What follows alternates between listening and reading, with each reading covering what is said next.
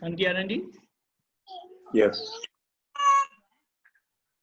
नमो वितरागाय, नमो वितरागाय, नमो अरिहंताणम, नमो अरिहंताणम, नमो सिद्धाणम, नमो सिद्धाणम, नमो आयरियाणम, नमो आयरियाणम, नमो वज्जायाणम, नमो उवज्जायाणम, नमो लोय सव्व साहुणम, नमो लोय सव्व साहुणम, ऐसो पंचन मुक्कारो, ऐसो पंचन मुक्कारो, सव्व पावपणासणो, सव्व पावपणासणो, मंगलाणं च सव्वेसीं, मंगलाणं च सव्वेसिं, परमं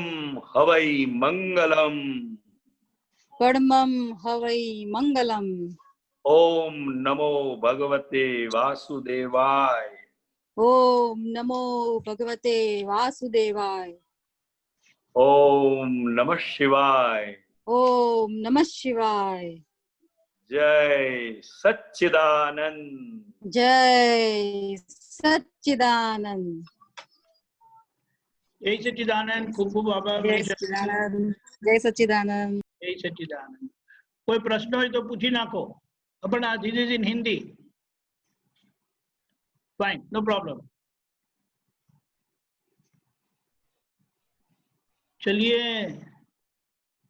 ओपनिंग बैट्समैन कौन है? ब्रिज कुमार जी बोलिए। ओके, गंगाधर जय अम्मा नेक्स्ट। ब्रिज कुमार जी बोलिए।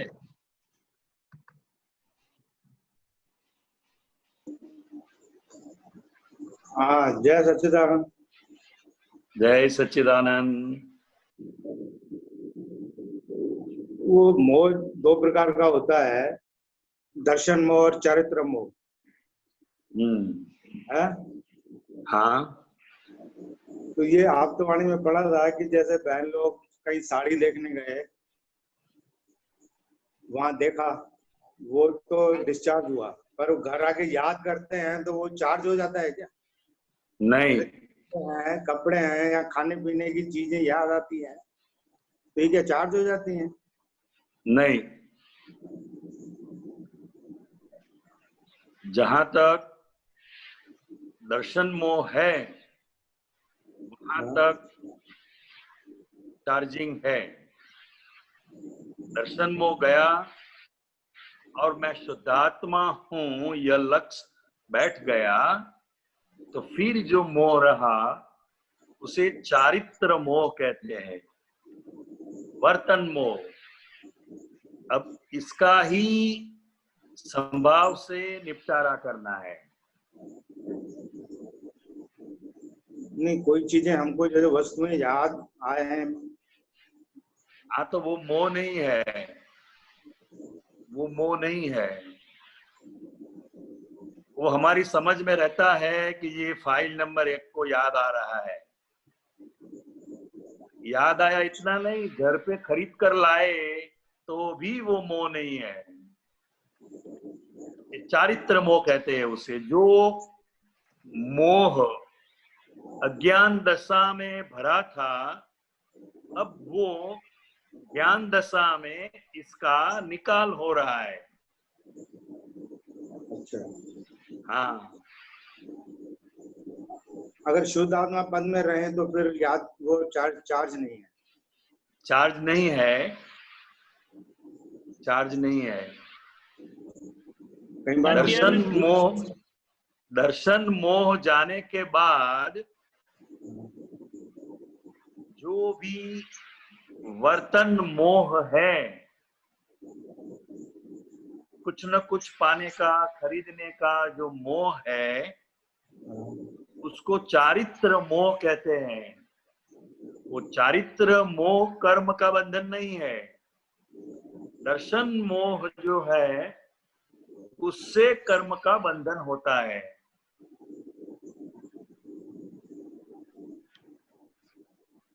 दर्शन का- मोह हाँ, नहीं, ये तो जैसे पंचेंद्रिय जीव है नहीं, ये तो अचेतन है। खाने जैसे कपड़े हैं या ज्वेलरी है या खाने पीने की वस्तुएं हैं, ये तो हाँ, अचेतन है। तो ये चार्ज नहीं होते क्या? ये नहीं, चार्ज है? नहीं,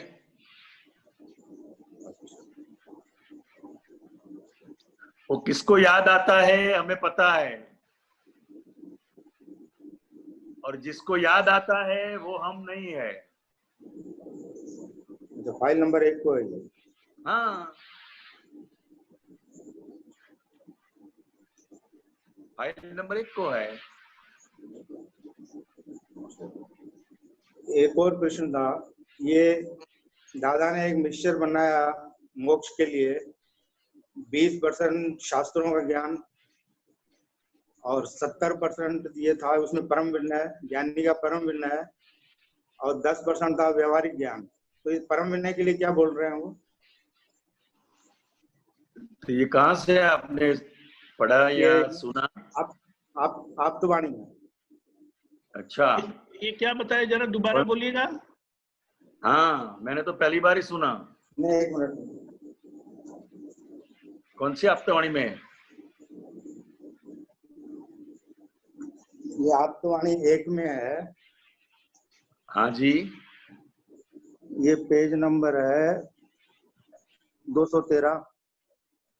इसमें लिखा अच्छा, है मोक्ष के लिए दादा ने बनाया ये 20% शास्त्रों का ज्ञान, 70% ज्ञानी का परम विनय और 10% संसारी भावना, और उससे पीजिएगा, और उसे पी जाइएगा। हाँ, पीने की बात करते हैं। पीने की बात। हाँ, तो इसमें आपको क्या जानना है? इस परम विनय के लिए क्या बोलना चाहते हैं दादाजी? 70% परम विनय, ज्ञानी का परम विनय। 70। हाँ, 70।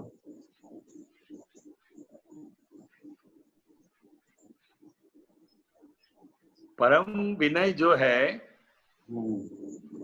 वो आंतरिक बात है। कौन सी बात है?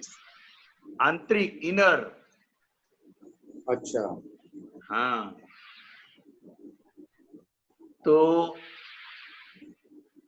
कोई भी पुरुष से हमें आध्यात्मिक लाभ होता है या कुछ आत्मा के बारे में जानने का मिलता है, या कोई ऐसी बात उनसे हमें जानने को मिलती है जिससे हमारी जागृति बढ़े, तो उन पुरुष के प्रति हमारे भीतर विनय खड़ा हो जाता है। ये विनय करने की बात नहीं है। ये 2 आंखों से जो दिखाई देता है वो विनय नहीं है, मगर भीतर भीतर उसके प्रति अनन्य भक्ति जो प्रकट होती है,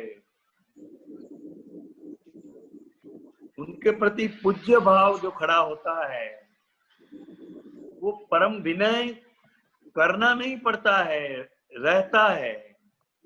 परम विनय रहता है। भीतर की जागृति के लिए बोल। अच्छा, हाँ, दादा हाँ, की हाँ, हाँ। भीतर की जागृति का। भीतर की जागृति की बातें हमें कोई भी पुरुष के पास से जानने को मिलता है, तो उसके प्रति हमारा परम विनय अपने आप खड़ा हो जाता है, करना नहीं पड़ता है। तो दादाजी की प्रति परम विनय। अनन्य भक्ति, अच्छा। अनन्य भक्ति जो है हमारी, वो बहुत बड़ा परम विनय है।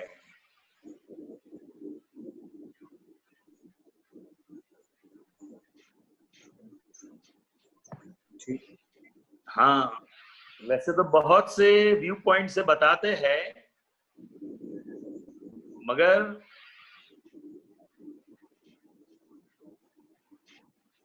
ज्ञानी पुरुष की हाजिरी में उनको सिर्फ देखना, दर्शन करना, बोलने की आवश्यकता नहीं है, वो भी परम विनय है। अच्छा, हाँ, मैं कुछ भी नहीं जानता हूँ। अच्छा, और हाँ, और परम विनय का भाव ये अक्रम विज्ञान को समझने के लिए बहुत उपकारी है। अच्छा। हाँ जानने से क्या अहंकार? हाँ, अगर मैं आत्मा के अलावा हम्म, हम जो भी जानते हैं उससे अहंकार बढ़ता है और बुद्धि भी बढ़ती है। अच्छा, हाँ, उसको बुद्धिजन्य ज्ञान कहते हैं। जो जानने से मैं कुछ हूं, मैं कुछ जानता हूं, ऐसा भीतर जो खड़ा होता है वो बुद्धिजन्य ज्ञान है, अहंकारी ज्ञान है। और जो जानने से हमारे भीतर ऐसा अनुभव होता है कि मैं कुछ भी नहीं जानता, और परम विनय, ये परम विनय बहुत बड़ी बात है। और परम विनय का परिणाम ही मोक्ष है।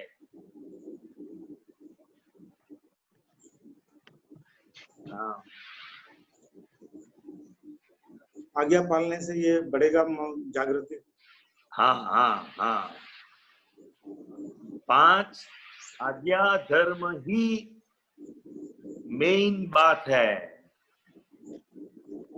और उसको हर एक व्यू पॉइंट से समझना है।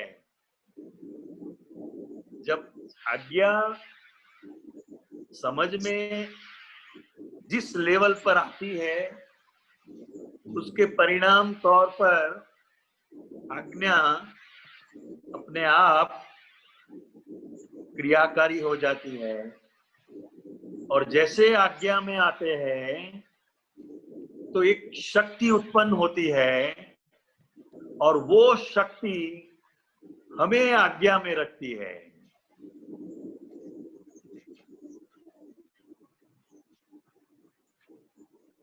ठीक। हाँ, जय। और कोई पूछना है तो पूछिए। नहीं नहीं, समाधान हुआ? हाँ, परम विन्यास का थोड़ा सा हाँ, भीतर की जागृति बढ़ाने का है। हाँ, और सच्चिदानंद, ज्ञानी पुरुष के सॉरी, गो नहीं अहेड। नहीं, जय बेन। यस।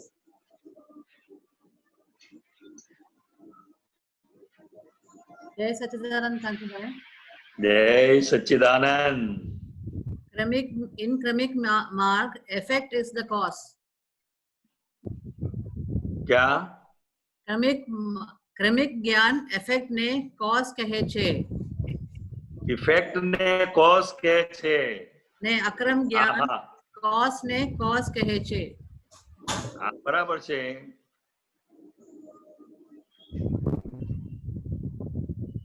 क्रमिक मार्ग, हाँ,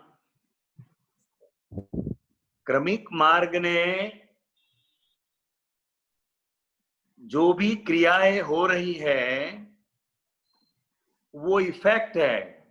क्या है वास्तव में?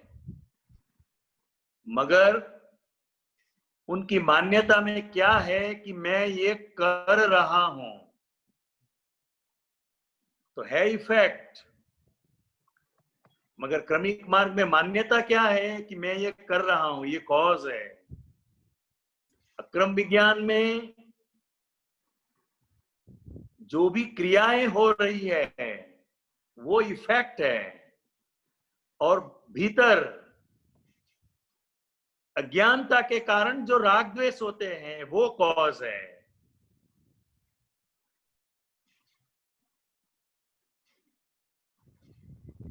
समझ में आ रही है बात? Okay. हाँ, इसलिए क्रमिक मार्ग में इफेक्ट को कॉज कहते हैं, और अक्रम विज्ञान में कॉज को कॉज कहते हैं, इफेक्ट को इफेक्ट कहते हैं। अब ये मैं शुद्धात्मा हूं, अब ये लक्ष्य ज्ञानी पुरुष की कृपा से बैठ गया। अब ये जो भी क्रियाएं हो रही है वो इफेक्ट है। क्या है? वो इफेक्ट है। और 5 आज्ञा में रहने का हमारा जो निश्चय है, हमारा जो दृढ़ निश्चय है, वो वास्तव में कॉज है। मगर वो जो कॉज है, आज्ञा धर्म, वो मुक्ति का कॉज है। किसका कॉज है? मुक्ति का है। इसीलिए ज्ञानी पुरुष की दृष्टि से उसे कॉज नहीं कहते। कॉज किसे कहते हैं? कि जिनके परिणाम स्वरूप क्रोध, मान, माया, लोभ, कषायो बढ़ते हैं, उसे कॉज कहता है। जहां तक कर्ता पद है, कर्ता पद का आरोपित भाव जहां तक है, वहां तक भीतर कॉज चलते ही रहेंगे। वो अज्ञान का परिणाम है। मगर ये कॉज ऐसा है, मुक्ति का परिणाम है। क्या है? हाँ, 5 आज्ञा धर्म जो है हमारा, वही हमारे लिए आज पुरुषार्थ है। और वो पुरुषार्थ का परिणाम क्या है? तो कि केवल ज्ञान, वो। इसलिए क्रमिक मार्ग में क्रिया को कर्म कहते हैं। कोई भी क्रिया करते हैं उसे पुरुषार्थ कहते हैं। वास्तव में संजोग के दबाव से जो भीतर हो जाता है, जो भाव हो जाता है, वो कॉज है। क्रियाएं कॉज नहीं है। क्रियाएं कॉज नहीं है।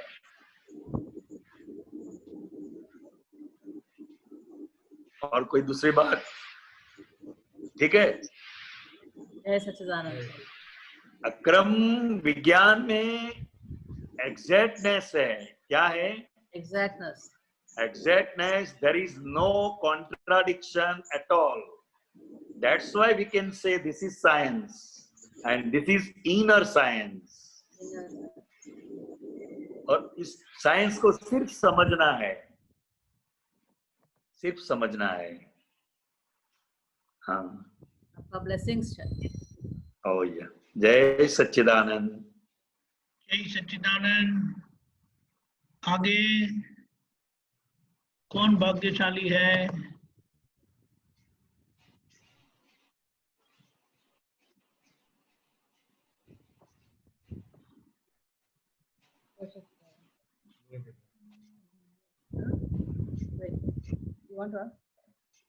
गंगाधर बोलिए। Yes please ask. जय सच्चिदानंद। जय सच्चिदानंद। मेरा क्वेश्चन है, as long as we are alive, we have to eat, and we can eat only a living being. We cannot eat a non-living being. Yes. So till the last breath, we are going to eat some living being. तो आपको मुक्ति कैसे मिलेगा? पाप तो बनते ही है ना? पाप पुण्य कहां तक है? जहां तक कर्ता पद है वहां तक है। कर्ता पद है वहां तक है। और जो एक इंद्रिय जो जीव है, वनस्पति है, सब्जियां है, समझे? वो खाने से तो हमारा बॉडी टिकेगा, और ये बॉडी टिकेगा तो भक्ति होगी। ज्ञानी पुरुष की बातें हम सुन सकेंगे, समझ सकेंगे, 5 आज्ञा को समझ सकेंगे। तो इसके लिए कोई मना नहीं किया है, क्योंकि मैं शुद्धात्मा हूं यह लक्ष्य बैठ गया तो पाप और पुण्य से हम परे हो गए। क्या हो गए? Yes, we are beyond it, beyond हो गया। बियॉन्ड हो गए। इसलिए ज्ञान विधि में भी हम बोलते हैं, मैं पुण्याचार पापाचार से बिल्कुल भिन्न ऐसा शुद्धात्मा हूं। पुण्याचार पापाचार वो भ्रांति है, उनसे मैं सर्वथा मुक्त ऐसा शुद्धात्मा हूं। तो जहां तक कर्ता पद है वहां तक उसकी मान्यता में शुभ अशुभ रहेगा ही। पुण्य कभी अकेला नहीं होता और पाप भी कभी अकेला होता ही नहीं है। दोनों एक सिक्के के 2 पहलू है। अब मैं शुद्धात्मा हूं तो कर्ता व्यवस्थित शक्ति हो गया। ओनली साइंटिफिक सर्कमस्टेंशियल एविडेंसेस वो हो गया। ठीक है? हाँ, बराबर। हाँ, तो वो खाने से भी कर्म का बंधन नहीं होता है। नहीं तो खाएंगे क्या? वो तो है। पिएंगे कैसा? जीव के अलावा हम कुछ खा नहीं सकते। खा नहीं सकते, बराबर। मगर जो एक इंद्रिय जीव है, एक इंद्रिय जो जीव है, वो उसको पकाने से, उसको बॉईल करने से वो त्रास नहीं पाते हैं, त्रस्त नहीं होते हैं। Trust means What is that? त्रस्त मतलब उसको भागने का मन नहीं होता है। हाँ, ओके ओके। उसको भागने का मन नहीं होता है। हाँ, आप मुर्गी पकड़ेंगे या कोई एनिमल को पकड़ेंगे, बराबर। उसको मारने जाएंगे तो वो हमारे से छूटने के लिए तड़फड़ाएंगे। बराबर। वो बहुत भयभीत होते हैं। उनको भी पता चल जाता है कि अब ये मेरे को मार डालेंगे और मार के पकाएंगे और खाएंगे। तो वो त्रास पाते हैं, त्रास हम उसको कहते हैं। हाँ, और कोई सब्जी है तो सब्जी को आप काटेंगे तो वो त्रास नहीं पाते हैं। तो जीव के अलावा हम कुछ भी खा नहीं सकते, पी भी नहीं सकते। बराबर। पानी में भी जीव है। तो इसीलिए इधर इतना लॉस नहीं है जितना 5 इंद्रियों के एनिमल को खाने में है। बिल्कुल, लेकिन लॉस तो है ना। लॉस तो है, मगर बॉडी को टकाएंगे कैसे? वो जब अलग हम बात है। वो तो पाप और पुण्य से ही मुक्त हो गए हैं। वो तो सेल्फिश तो हो गए ना हम लोग। हमारा बॉडी के लिए चाहिए बोल के हम लोग का नहीं, सेल्फिश नहीं है, सेल्फिश नहीं है। अब सेल्फ के लिए जी रहे हैं, आत्म हेतु के लिए जी रहे हैं। जब पाप पुण्य ही नहीं रहा तो बंधन का प्रश्न कहां है?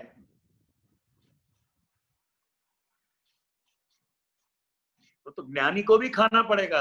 हाँ, वो सबको करना। तो लॉस कहां तक है? जहां तक कर्ता पद है वहां लॉस है। Okay. हाँ, कर्ता पद है वहां लॉस है। और वितराग का मार्ग कैसा है? हानि और लाभ जो होता है उसको हमें समझना है। जैसे हम एक फूल को तोड़ते हैं, फ्लावर, बराबर। उसको तोड़ते हैं तो 5% लॉस है, मगर वो फूल को हम भगवान के सिर पर चढ़ाते हैं, पूजा करते हैं, तो हमें 100% प्रॉफिट होता है। तो ऐसे वितराग का जो मार्ग है वो ऐसे प्रॉफिट लॉस के समझ के साथ करना है। मगर अब हम पाप पुण्य से ऊपर उठ गए हैं बस, तो आप इसकी अब फिक्र मत करो। फिर अपना अपना सेंस का सेटिस्फेक्शन के लिए वो करता है ना। भगवान तो पूछता नहीं मेरे को फूल चढ़ाओ, मेरा नहीं, वो तो नहीं सेटिस्फेक्शन के लिए पूछता मैं है। करता हूँ ना। वो तो वो तो बराबर है, वो तो अपने सेटिस्फेक्शन के लिए है ना। हाँ, मगर फिर भी नुकसान तो नहीं है ना। वो तो वो प्लांट में रहेगा, वो फूल और सुंदर रहता है ना, उसको काट के लगा के रहेगा तो वो तो वो नुकसान तो बराबर है। वो तो फिर क्या आता है, वो अपनी अपनी मान्यता काम करती है। भगवान को इसकी आवश्यकता नहीं है। बराबर। भगवान को इसकी आवश्यकता नहीं है। भगवान के पास तो आप जो भाव से, हाँ,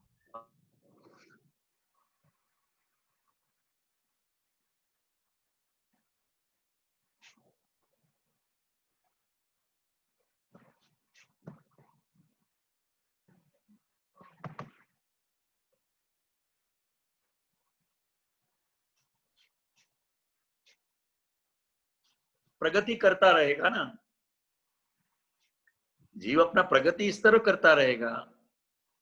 अगर खाना खाएंगे तो अच्छी तरह से भक्ति करेंगे, अच्छी तरह से सामायिक कर सकते हैं, सत्संग सुन सकते हैं, तो ये पाप पुण्य अब हमारे लिए नहीं रहा। इसलिए आप आराम से अच्छी तरह से पकाकर सब मसाला डाल के खाओ। और खिलाना भी डोसा। हाँ हाँ, वो तो खिलाते रहते हैं। आइए ना कांति भाई, जरूर जरूर। दीपक आनंद जी आप भी। यस, आगे बढ़े। या जरूर। जय सच्चिदानंद। जय Yes. सच्चिदानंद गंगाधर जी। मोनिका बहन। जय सच्चिदानंद जय स्वामी। सच्चिदानंद जय स्वामी जी। सच्चिदानंद स्वामी जी। जय सच्चिदानंद। स्वामी जी, मेरा ये प्रश्न था कि हर जगह एडजस्ट कैसे करें, और जैसे एडजस्ट कर भी लिया तो मन में आता है कि मैं क्यों कष्ट उठाऊं, ऐसे ऐसे मन में आता है मैं क्यों दुख उठाऊं, और फिर करने के बाद चिड़चिड़ापन हो जाता है, गुस्सा आने लग जाता है, उस समय क्या करना चाहिए? उसको एडजस्ट कहते ही नहीं है।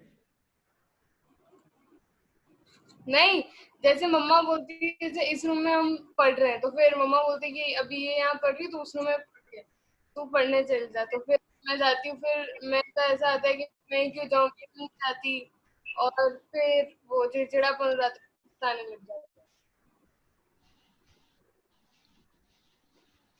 है। एडजस्ट एवरीवेयर वो एक समझ है हमारी भीतर की। एडजस्ट एवरीवेयर ये कोई क्रिया नहीं है। जी। किसी भी व्यक्ति के साथ हमारा क्रोध मान माया लोभ न बढ़े, उससे टकराव न हो, ऐसी जब समझ हमारे भीतर आती है तो उसका परिणाम जो है वो एडजस्टमेंट है। और सही एडजस्टमेंट उसे ही कहते हैं कि दूसरों को भी पता न चले और आपको भी पता न चले कि ये मैंने एडजस्टमेंट लिया। भीतर मन के अंदर भी ऐसा नहीं खड़ा होना चाहिए कि हर बात में मेरे को ही एडजस्ट करना है, ये मम्मा जो कहती है वही मेरे को ही हर बार करना है। समझे? ऐसा है, ये तो बहुत बड़ी बात है। वास्तव में आजकल जो एडजस्ट होते हैं वो ही वास्तव में मानव है। जो एक दूसरे को एडजस्ट नहीं हो सकते हैं वो आदमी नहीं है, यहां तक कहा उन्होंने। जी। आपको किसी से टकराव करने का अच्छा लगता है या एक दूसरे में प्रेम भाव रहे? एक दूसरे में प्रेम भाव है। हाँ, तो इसी की वजह से एडजस्ट करना है। जी। सबसे पहले हमारे समझ में आना चाहिए कि हमें क्यों एडजस्टमेंट करना है। दूसरे लोग एडजस्टमेंट लेते हैं, करते हैं, नहीं करते हैं, वो हमें नहीं देखना है। हमें टकराव में नहीं आना है किसी के भी साथ। जैसे हम स्कूटर चलाते हैं रास्ते में, तो हम कितना ख्याल रखते हैं किसी के भी साथ हम न टकराए, जी। किसी के भी साथ एक्सीडेंट ना हो। समझे? जी। तो कितना एडजस्टमेंट लेते हैं। कोई व्हीकल वाला रॉन्ग साइड से आता है, कोई व्हीकल वाला सीधे अपने पर आ जाता है एकदम, तो भी हम कैसे कैसे एडजस्टमेंट लेकर एक्सीडेंट नहीं होने देते हैं। ऐसा ही करते हैं ना। जी। तो वैसे लाइफ में करें। ठीक उसी प्रकार घर के अंदर भी जो परिवार के लोग हैं उससे भी कभी टकराव न हो, क्लेश पैदा न हो। वो हमारे सुख के लिए, हमारी शांति के लिए हमें एडजस्टमेंट लेना है, यह पहले हमारे समझ में आना चाहिए। तो उसका परिणाम एडजस्ट एवरीवेयर है। जी। हाँ, तो कुछ पूछ रही थी? हाँ नहीं हाँ? क्या बोल रहे बोलना श्रेया तो मतलब ऐसा ही लाइफ में भी कैसे करेगी, इसकी टकराव ना हो। इसलिए एडजस्टमेंट है ना, इसीलिए एडजस्टमेंट है। मन में भी नहीं मानते। जैसे मम्मा बोलती है कि आज मैं ये खाना पकाऊंगी, तो एडजस्ट होना है बस। मेरे को भी बहुत अच्छा लगता है, वही पकाओ, बात खत्म हो गई। जी। तो यहाँ क्यों बैठी है? यहां से खड़ी होकर उधर बैठ जा, उधर तेरा काम कर।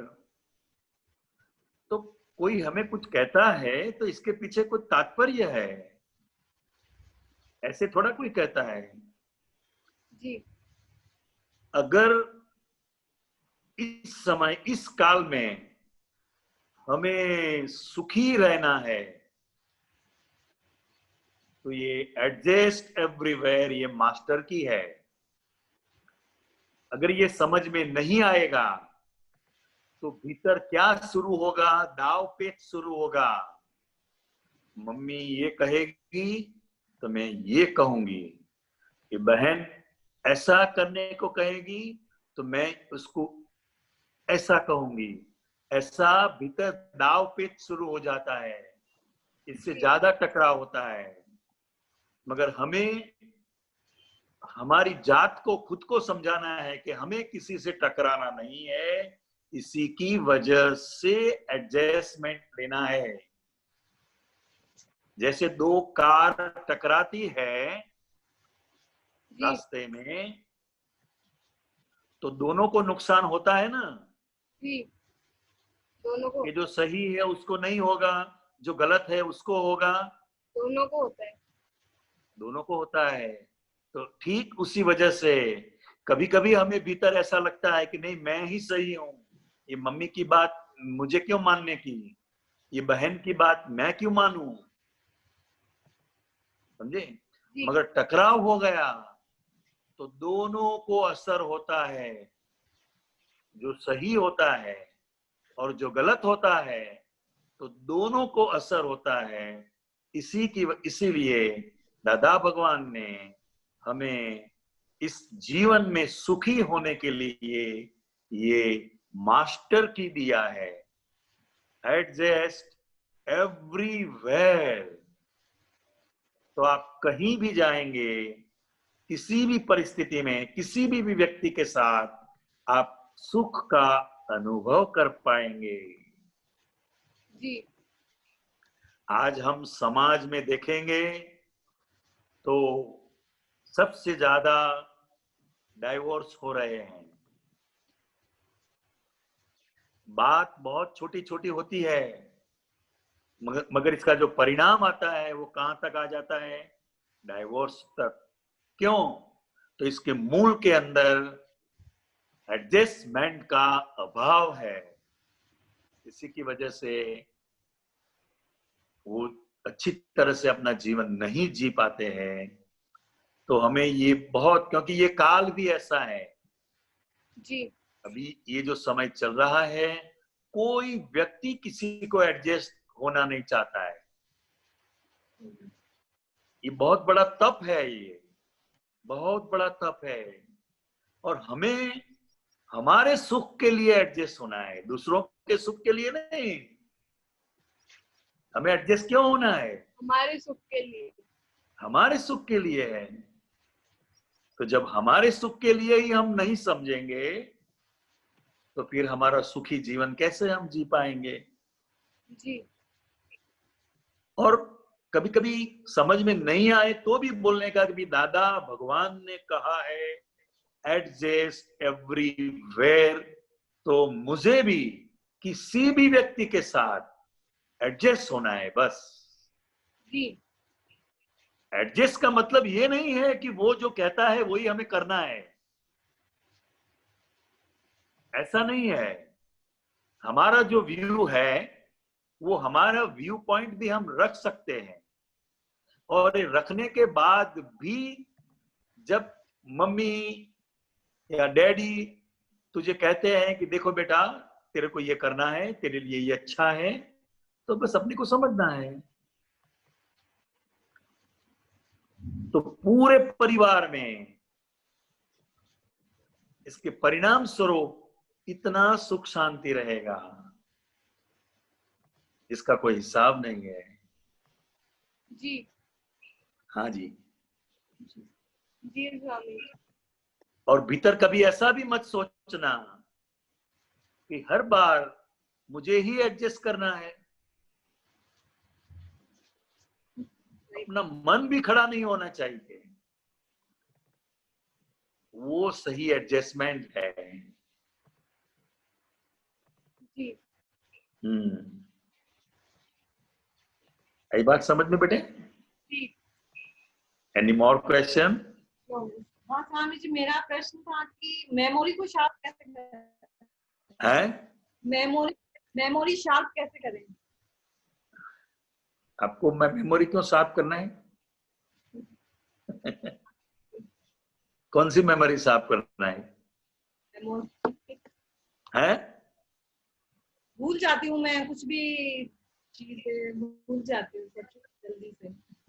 वो तो एक सिंपल सी बात है, सिंपल सी बात, क्योंकि अभी हमारी जो चित्त वृत्तियां है वो चारों ओर इतनी बिखर गई है। हम काम कुछ कर रहे हैं और हमारा चित्त कहीं भटक रहा है, तो इसके परिणाम स्वरूप ये होता है, भूल जाते हैं हम। जैसे आप इस कमरे से दूसरे कमरे में गए कुछ काम के लिए, और उस कमरे में गए तो मैं इस कमरे में क्यों आई वो आप ही भूल जाएंगे। जी स्वामी जी। फिर वापस दूसरे कमरे में जाएंगे तो वो कमरे का याद आएगा, अरे वो कमरे में जाके वो लाने का है, तो दोबारा उस कमरे के अंदर जाएंगे। ऐसा होता है कि नहीं होता है ऐसा? हाँ, तो ये चित्त वृत्ति हमारी इधर उधर बहुत जगह पर एंगेज होती है। इसी के परिणाम हम जो कार्य कर रहे हैं उसमें इतना कॉन्सेंट्रेट नहीं हो पा रहे हैं। जी स्वामी। हाँ, तो दादा भगवान ना असीम जय जयकार हो। ये कीर्तन भक्ति आप 10 मिनट बोलना जब भी टाइम मिले, और हो सके तो बच्चों को भी साथ में रखना। आप बोले और बच्चे लोग भी बोले, तो चित्त की जितनी प्योरिटी होती है तो उनकी वजह से हमें जो भी कार्य करना है वो हमें अपने आप ख्याल में रहता है। जी स्वामी।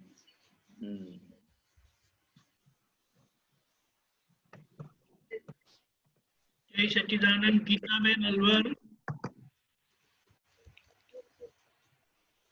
सच्चिदानंद स्वामी जी। जय सच्चिदानंद।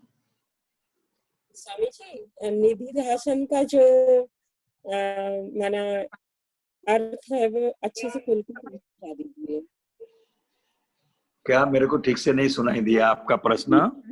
निधि ध्यान का। निधि ध्यान। हाँ, हाँ,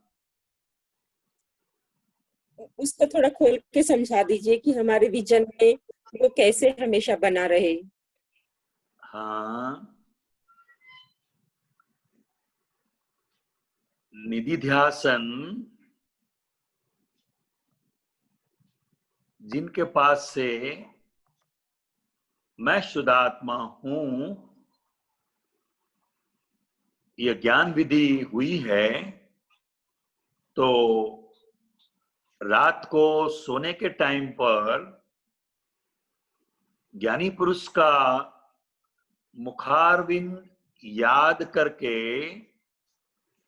मैं शुद्धात्मा हूं, मैं शुद्धात्मा हूं, मैं शुद्धात्मा हूं, अपने कान को सुनाई दे इतने जोर से बोलते बोलते सो जाना है।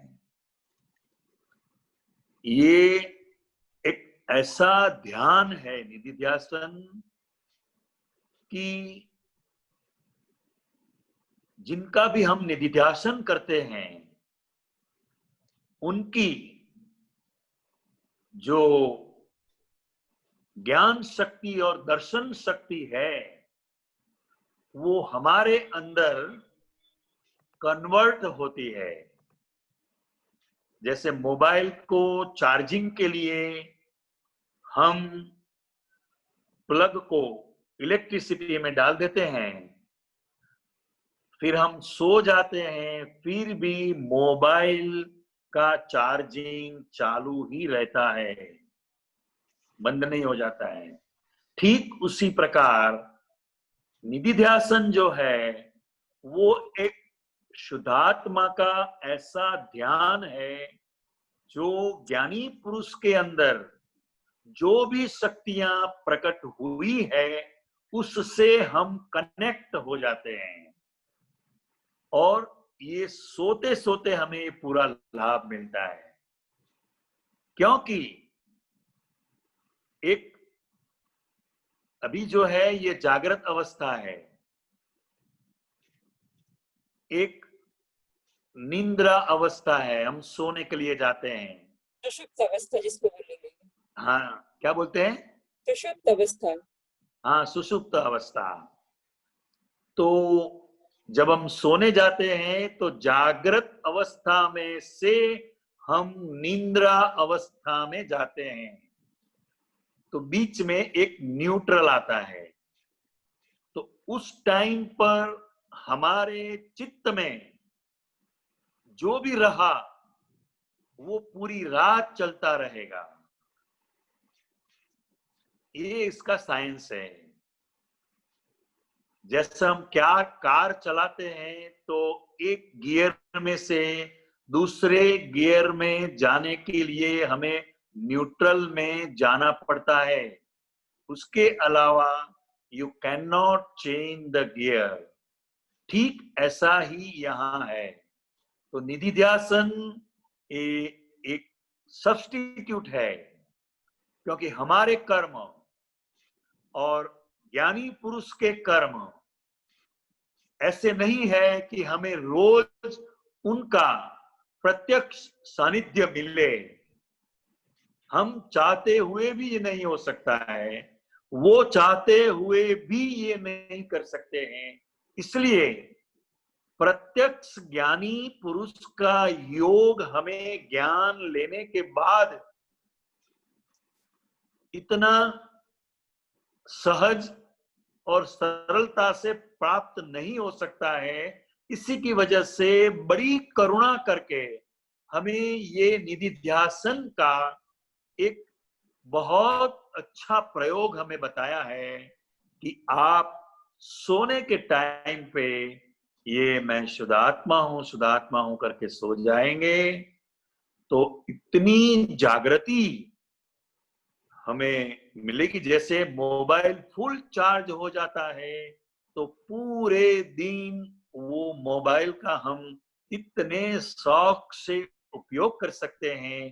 ठीक उसी प्रकार हम निधि ध्यासन के कारण हमें अंदर जो जागृति, जो आत्मिक शक्ति हमारे अंदर प्रकट हुई, उसका पूरा दिन हम इसका उपयोग कर सकते हैं। ऐसे दूसरा एग्जाम्पल भी बताया उन्होंने कि जैसे अपने घर के अंदर पानी की टंकी होती है, मेन टंकी जो होती है, उसका नल जो है हम खुला छोड़ देते हैं और हम तो आराम से सो जाते हैं, मगर जब भी पानी आता है तो वो टंकी जो है अपने आप भरना शुरू हो जाती है।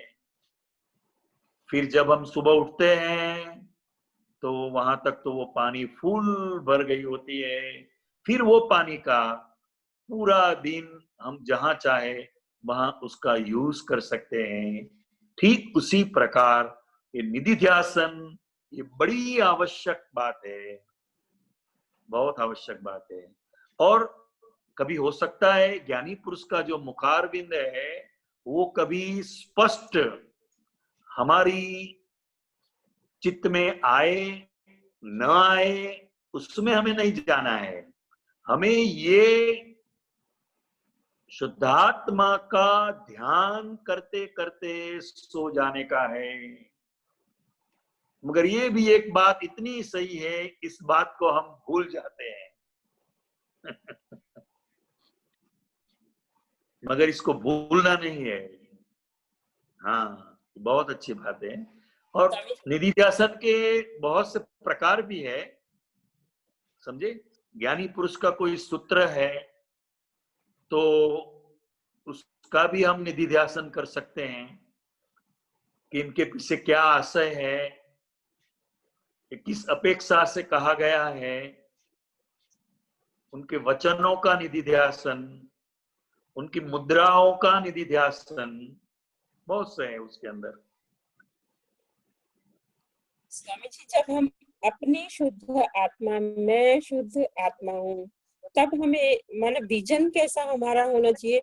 इसमें तो कोई आकार तो दिखाई देता नहीं है कि मैं नहीं, आकार नहीं दिखाई देता है, मगर ये लक्ष्य है हमारा, ये लक्ष्य बैठ गया है। तो ये हमें समझ में रखना है।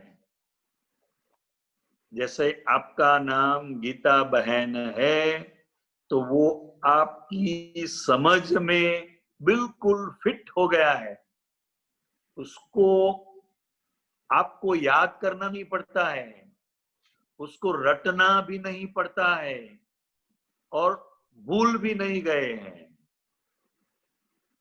मगर वो हमेशा आपके समझ में रहता है कि मैं व्यवहार दृष्टि से गीता बहन हूं।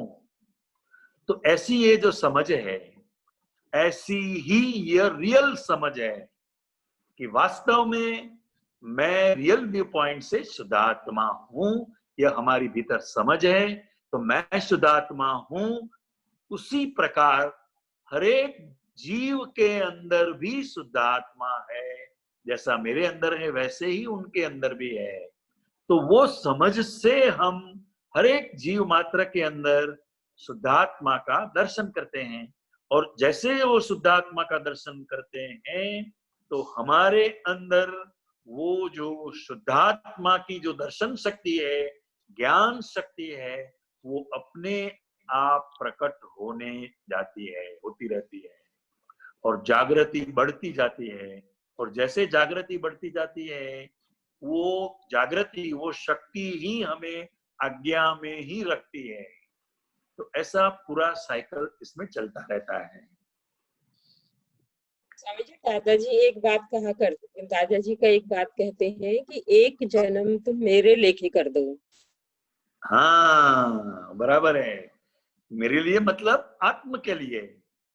हमने बहुत जन्म हमारे ये जो मन वचन काया है वो दूसरों के लिए या भौतिक सुखों के लिए, विनाशी सुखों के लिए जन्मों जन्मों हमने गंवा दिए। मगर अब ये ज्ञानी पुरुष का योग हुआ है, मैं शुद्धात्मा हूं, यह ज्ञान की प्राप्ति हुई है, तो एक जन्म तो आत्मा हेतु के लिए जिए। ऐसा बहुत करुणा से वो हमें कहते हैं। और कोई बात बाधक नहीं है। गीता बहन जो व्यवहार लाए हैं, उनको जो खाना है, जो पहनना है, जो व्हीकल है या जो भी है भौतिक, वो उसका यूज करना है। मगर भीतर लक्ष्य में क्या रखना है कि मैं शुद्धात्मा हूं और ये गीता बहन उनका जो भी व्यवहार लाए हैं उनका संभाव से निपटारा करना है। बस मेरे को ये करना, वो करना, ये नहीं करना, वो करना, इसमें नहीं जाना है। जो भी हो रहा है वो व्यवस्थित शक्ति के आधार पर हो रहा है, उसका निकाल हो रहा है और मैं शुद्धात्मा हूं। इतनी सरल सीधी आज्ञा हमें मिली है, कोई भी चीज हमें बाधक नहीं है, क्योंकि संभाव से निपटारा में सब आ जाता है। स्वामी जी, जो 5 आज्ञा की जो बात थी, तो 5 आज्ञा में मैं निश्चय दृष्टि से शुद्धात्मा हूँ। बाकी पहली आज्ञा जो है, पहली आज्ञा है बाय रिलेटिव व्यू पॉइंट से मैं गीता बहन हूँ, बाय रियल व्यू पॉइंट से मैं शुद्धात्मा हूँ। दृष्टि है, दृष्टि है ना। तो इसमें जो मैं शुद्धात्मा हूँ के अलावा जो भी 4 आज्ञाएं हैं वो सब प्रकृति का ही भाग रहेंगी। हाँ, प्रकृति का ही भाग रहेगी सब। तो स्वामी जी, फिर हमारी आत्मा ज्ञाता दृष्टा पद, शुद्ध आत्मा ज्ञाता पद दृष्टा, यानी वो व्यवहार में जो जो भी संजोग आ रहे हैं व्यवस्थित शक्ति के तहत, उनको देखने जानने का काम कर रही है। हाँ, वो देखती है, वो देखती है, क्योंकि सेपरेशन हो गया ना। वो स्वाभाविक क्रिया है। स्वाभाविक। हाँ, आपका प्रश्न क्या है? माना कि वो जो ज्ञाता दृष्टा पद में रह के शुद्ध आत्मा उस निकलते हुए व्यवहार को, डिस्चार्ज होते हुए कार्मिक अकाउंट को वो देख रहा है। हाँ। तो माना वो ज्ञाता दृष्टा हो गया शुद्ध आत्मा। हाँ। लेकिन स्वामी जी, उसका जो आकार नहीं है, माना उसकी कुछ भी क्रिया नहीं है, तो वो ज्ञाता दृष्टा कैसे हुआ? मतलब वो स्वाभाविक क्रिया है। अच्छा, वो उसकी स्वाभाविक क्रिया है। जैसे आईना है ना, मिरर, मिरर जो है उसके सामने कुछ भी आता है तो वो एग्जैक्ट वो मिरर का रिफ्लेक्शन बता देता है। तो उसमें मिरर को क्या करने का है? उसमें मिरर को क्या करना है? आईना को अच्छा रिफ्लेक्ट कुछ नहीं करना है। जो भी आएगा उसके सामने, जो भी आएगा उसका एग्जैक्ट रिफ्लेक्शन वो आईने में आ जाता है। ठीक उसी प्रकार ये मन वचन काया की जो भी क्रियाएं संयोगवशात हो जाती है, उसका जो रिफ्लेक्शन है वो अपने आप शुद्धात्मा का जो ज्ञाता दृष्टा स्वभाव है उसमें आ जाता है, मगर वो उसमें है नहीं। हरीसा के अंदर कुछ नहीं है, समझे आप? जैसा दृश्य है वैसा ही उसमें आ जाता है, मगर वो दृश्य आत्मा में नहीं है। हाँ, दिखता है आत्मा की स्वाभाविक क्रिया से। अच्छा हाँ स्वामी जी, जो परम विनय की बात हुई थी, है? परम विनय का जो चल रहा था अभी, हाँ अभी, हाँ परम विनय का, तो परम विनय का जब चल रहा था तो मेरे अंदर से ये लगा कि परम विनय यानी शुद्ध आत्मा के प्रति जागृता ही मेरा परम विनय भी हो सकता है। हाँ तो वो इनर की बात हुई ना, नर की बात हुई। मैंने उन्हें वही कहा, मगर आपने बहुत अच्छा क्लियर किया कि मैं शुद्धात्मा हूं। उनके प्रति हमें भीतर से जागृत रहना, हमें क्या पाया है,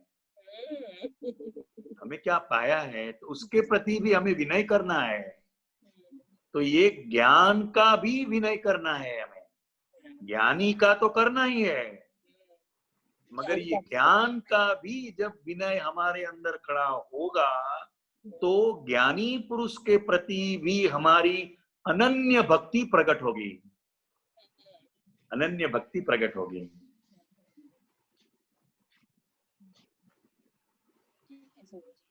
हाँ जी, जय सच्चिदानंद, जय जय सच्चिदानंद। सच्चिदानंद, जय सच्चिदानंद। एक प्रश्न ले सकते हैं, किसी कोई भाग्यशाली को इच्छा है तो बताइए जल्दी से। जरूर जरूर। हेमा बहन बोल रहे हैं, बोलिए हेमा बहन।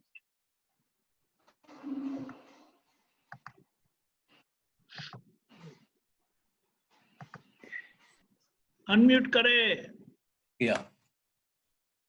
हाँ नंबर बताना, नंबर बताना। जाडू पुस्तक हाँ नंबर 222 222 4222 4222 4222 ओके ओके इंग्लिशमैन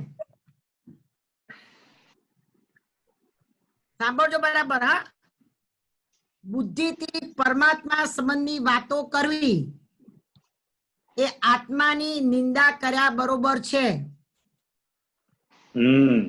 અને આત્મા અવર્ણનીય છે પ્રશ્ન બરાબર હવે મારો પ્રશ્ન આમાં એવો છે કે અત્યારે ઠોકાઠોક જ કરતા હતા હેમાબેન જ્ઞાન મળ્યા પછી એટલે આ બધા અનુભવ અનુભવ અનુભવ કહે છે મને એવું થાય છે કે અનુભવ હું વ્યાખ્યા સમજી છું મારી રીતે હું દાદા પાસે સમજી છું એવી રીતે કે અગરબત્તી જેવા થઈ જવું પછી બીજી વાત એવી રીતે ચારે બાજુથી સમજી પછી કે હા હા અને પછી આપણે અહીંયા બેઠા હોય ને સુગંધી આવે પછી આપણે બેઠા હોય ને બોલીએ તો સામેનો વારો એક્સેપ્ટ વાત કરે અત્યારે તો આપણા ફાઇલ નંબર મારી પોતાની ફાઇલ નંબર એક જ નથી સ્વીકારતી તો પછી એમાં દુઆ કેવી રીતે પ્રાપ્ત કરવી પોતે પોતાની દુઆ કેવી રીતે પ્રાપ્ત કરવી કયો પુરુષાર્થ ખૂટે છે એટલે આની આપણે શરૂઆતમાં જ વાત થઈ કે એક બુદ્ધિજન્ય જ્ઞાન છે. हिंदी हाँ, एक बुद्धिजन्य ज्ञान है. बुद्धिजन्य ज्ञान का मतलब क्या है? जो जानने से हमें भीतर ऐसा खड़ा होता है कि मैं कुछ जानता हूं. अच्छा अच्छा, हाँ, करता पता हाँ, वो बुद्धिजन्य ज्ञान से परमात्मा की बात कभी भी नहीं करनी चाहिए, क्योंकि वो अनुभव की बात नहीं है. बुद्धि का मतलब क्या है? शास्त्र ज्ञान. प्रवचन करने के लिए वो बुद्धिजन्य ज्ञान बहुत अच्छा है. नहीं, सुनने वाले को भी बहुत मजा आएगा, मगर वो आत्मा की निंदा कर्या के बराबर है. आत्मा अवर्णनीय है, ये अंतिम बात है. आत्मा अवर्णनीय है, ये अंतिम बात है.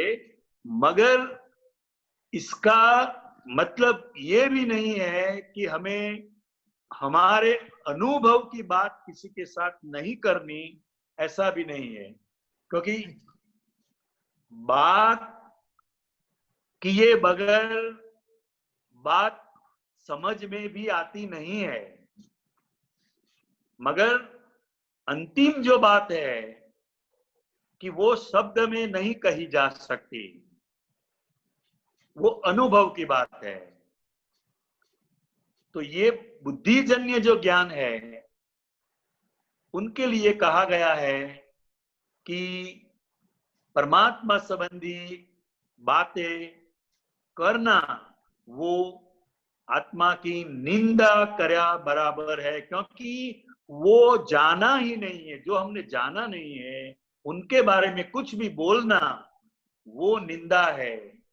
और आत्मा अवर्णनीय है, क्योंकि ये शब्द में कभी भी कहा नहीं जाता. इसीलिए ज्ञानी पुरुष ने हमें दृष्टि देकर इस बात को समझा दिया. बराबर बराबर बराबर. हाँ. मारो प्रश्न एवो હતો કે हाँ जी. જ્ઞાન પહેલાની વાત અને આપણે દાદા પાસે જ્ઞાન લીધા પછીની વાત. હવે બરાબર. આપણે કંઈક પણ જાણીએ, દાદા પાસે જાણ્યું, બધું સિદ્ધાંત જાણીએ, તમારી પાસે જાણ્યું, આપતપુત્રો પાસે, એની વાત આપણે બીજાને કરીએ, એ પરમાત્મા સંબંધી વાતો આપણે બીજાને કરીએ, તે આપણો અનુભવ કહેવાય કે ના ના ના ના કહેવાય ને? ના કહેવાય. એ પોપટ ફૂટી જાય છે એમ? हाँ, आपने प्रश्न पूछा है तो आपको समझाने के लिए आपके निमित्त से ये बात निकली है. अगर आम तौर पर लोग क्या करते हैं, खुद के लिए सुनते नहीं है, मगर हम जो बात करते हैं उसको याद रखकर दूसरों के साथ वो बात करते हैं. तो हाँ, तो ऐसा नहीं करना चाहिए. कोई भी बात है वो हमारी जागृति के लिए, हमारा आत्मा का अनुभव कैसे बढ़े, आज्ञा धर्म क्या है वो वास्तविक हम समझे, उसी के लिए यह प्रश्नोत्तरी होना चाहिए. सुनकर दूसरों को सुनाने के लिए यह सत्संग नहीं है, वो वाणी विलास हो जाएगा. बराबर है, बराबर है. वो वाणी विलास हो जाएगा. અને इसीलिए दादा भगवान ने और ज्ञानी पुरुष जी ने भी हमें सबको कहा है कि हमारा जो अनुभव है, वो अनुभव की बात अगर हम किसी से हो जाती है, हम करते नहीं है, हो जाती है, बराबर है. तो वो दोनों को परस्पर उपकारी है, लाभकारी है. मगर मैं जानता हूं, हम्म, वो समझ के साथ जब कोई बात होती है तो वो बुद्धि आ जाती है, और वो बात खुद को भी काम में नहीं आई है तो सुनने वाले को भी काम में नहीं आ सकती है। बराबर है, बराबर। और दूसरी बात, आपने वो लड़की के साथ बात की वो निधि ध्यान के बारे में और एडजस्टमेंट में के बारे में, तो जो निधि ध्यान के बारे में की कि रात को जब तुम सो जाते हो, निधि ध्यान करके सो जाते हो, बीच में एक न्यूट्रल आता है।